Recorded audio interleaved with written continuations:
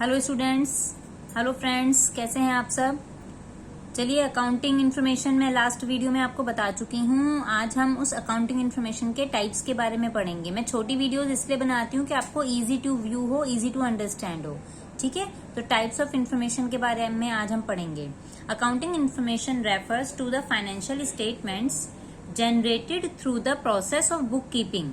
Book keeping के थ्रू जो भी इंफॉर्मेशन जनरेट होती है उसी को अकाउंटिंग इन्फॉर्मेशन कहा जाता है। ठीक है ना। Use of which help the users to arrive at decision. ये जो बुक कीपिंग के टाइम हम जो भी प्रोसेस फॉलो करते हैं जिससे जनरेट होते हैं स्टेटमेंट्स बनाने पड़ते हैं हमें, उसी को इन्फॉर्मेशन कहते हैं। और उस इन्फॉर्मेशन को फाइनली डिसीजन के बारे में जानने के लिए यूजर्स उसे यूज करते हैं कि हमें अब इस कंपनी में पैसा लगाना चाहिए या नहीं लगाना चाहिए। वही अकाउंटिंग इन्फॉर्मेशन यूजर को हेल्प करती है। The financial statement so generated are the income statement. जो ये फाइनेंशियल स्टेटमेंट होते हैं उन्हें ही इनकम स्टेटमेंट कहा जाता है, जैसे कि P&L account, profit and loss account and the position statement.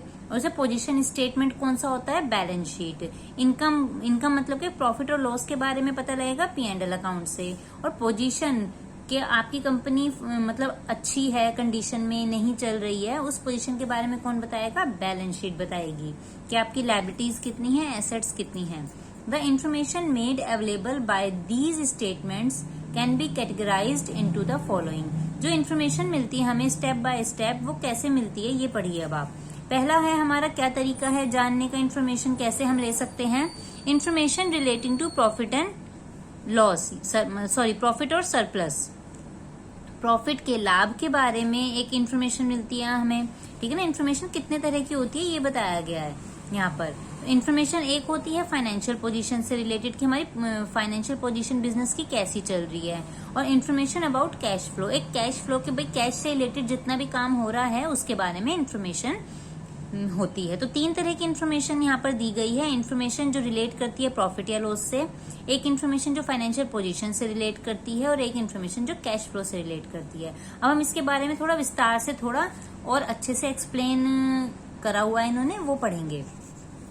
Information relating to profit और surplus. The income statement makes available the accounting information about the profit earned or loss incurred as a result of business operations or otherwise during an accounting period। ये कह रहे हैं जो income statement है makes available, वो हमें available करते हैं। क्या हमें मतलब अवेलेबल करवाते हैं, द अकाउंटिंग इन्फॉर्मेशन, वो हमें अकाउंटिंग इन्फॉर्मेशन अवेलेबल करवाते हैं। तो इनकम स्टेटमेंट हमें अकाउंटिंग इन्फॉर्मेशन प्रोवाइड करते हैं अबाउट द प्रॉफिट अर्न्ड और लॉस इनकर्ड। लेकिन उस मतलब इनकम स्टेटमेंट में क्या होता है, प्रॉफिट बताया होता है या फिर लॉस बताया होता है। ठीक है ना। As a result of business operation, business ने जो भी ऑपरेशन करे, जो भी काम किया, जो भी अभी तक की एक्टिविटीज करी, उससे कितना प्रॉफिट जनरेट हुआ और कितना लॉस इनकर हुआ, ये सब कौन बताता है, इनकम स्टेटमेंट बताता है। तो प्रॉफिट और लॉस के बारे में जो इन्फॉर्मेशन मिलती है वो पहला टाइप है इन्फॉर्मेशन का, अकाउंटिंग इन्फॉर्मेशन का। ठीक है।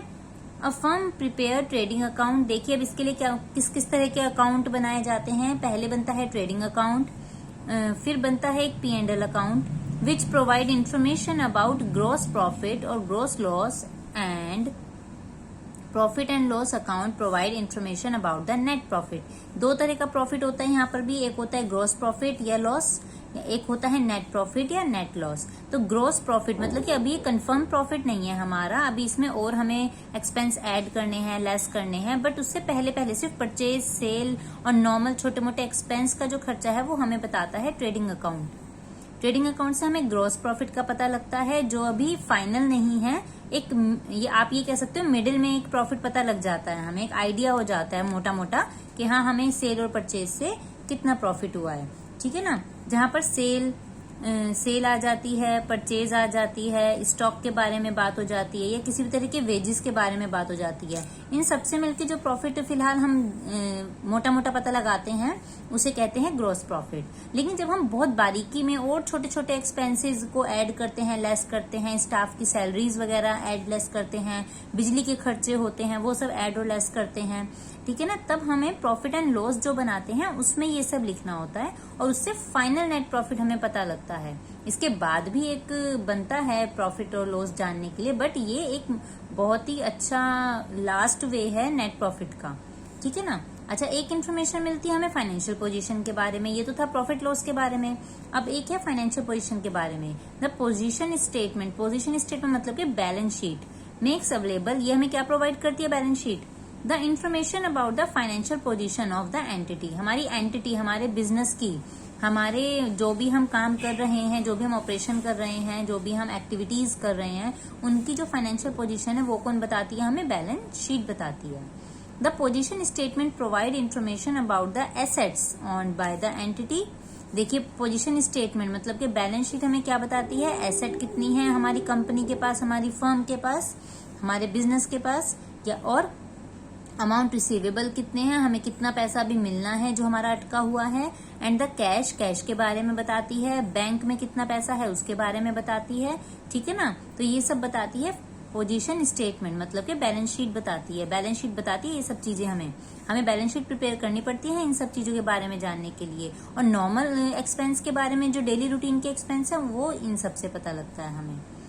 These are represented in the liabilities by the amounts earned by the activity। और liability साइड में हमें क्या क्या देना है वो कहाँ से पता लगता है, वो हमें इसी की liability साइड से पता लगता है, ठीक है, कि हमें कितना लोन पे करना है या लोन पे कितना इंटरेस्ट देना है जो हमने लिया हुआ है, हमारे क्रेडिटर, हमारे से पैसा लेने वाले कितने लोग खड़े हैं, हमें कितने कितने लोगों का अभी वैसे और भी उधार चुकाना है, बिल्स चुकाने हैं, और हमारी कैपिटल, हमने जो पूंजी लगाई है वो हमारी कितनी है, ठीक है। ये सब पता लगता है लायबिलिटीज से।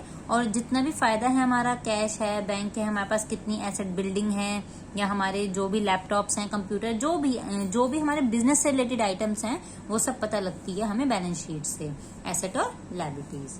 चलिए नेक्स्ट, एक ही इन्फॉर्मेशन देती है अकाउंटिंग हमें कैश फ्लो के बारे में।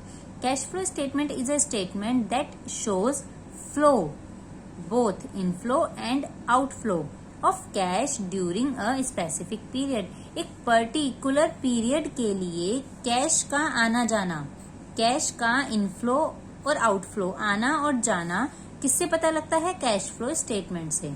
अगर हमें सिर्फ और सिर्फ कैश के बारे में जानना है तो कैश फ्लो स्टेटमेंट से हमें इन बातों का पता लगता है।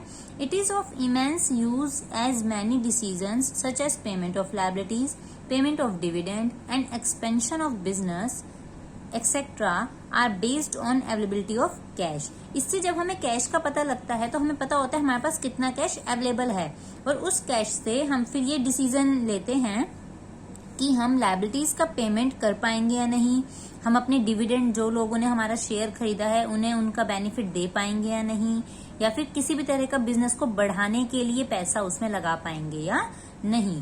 तो ये कैश फ्लो हमें क्या बताता है कि हम पेमेंट कितना कर सकते हैं, लायबिलिटीज का हम पेमेंट कर पाएंगे या नहीं, हमें क्या डिसीजन लेना है इसके बारे में, हमें डिविडेंड का पेमेंट जो करना है उसके बारे में क्या डिसीजन लेना है, कितना पैसा हमारे पास है फिलहाल देने के लिए, और हमें अगर अपने बिजनेस को बढ़ाना है तब भी तो हमें कैश चाहिए, तो बिजनेस को बढ़ाना है तो कितने हिसाब से बढ़ाना है, हमारे पास कितना कैश अवेलेबल है।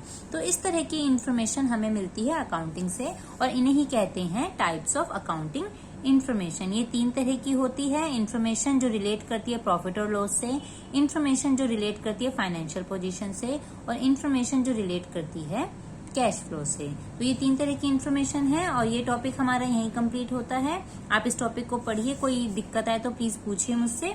मिलते हैं हम अब अपने नेक्स्ट टॉपिक में, ये यहाँ पर ही कंप्लीट होता है, ठीक है। Okay, bye bye, thank you.